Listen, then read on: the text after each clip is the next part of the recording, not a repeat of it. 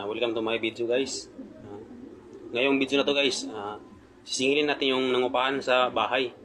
May nangupahan kasi din sa kwarto dyan. 2 buwan na daw hindi nagbabayad, sabi ng asawa ko. Ngayon, singilin natin guys. Let's go. Baldo. Oh my God! Yung ano daw, yung upa mo sa bahay. Kasi ano daw, 2 buwan ka na hindi nagbabayad ng upa ng bahay. Taon na ito na hindi nagbabayad ng bahay. Ilang buwan na ito hindi nagbayad, 2 na pala. Pag 3 buwan ng baldo palayasin na kita dito kasi hindi ka nagbayad ng bahay. Sabi kasi ng asawa ko ano daw, 2 buwan na daw hindi dito nagbabayad. Okay.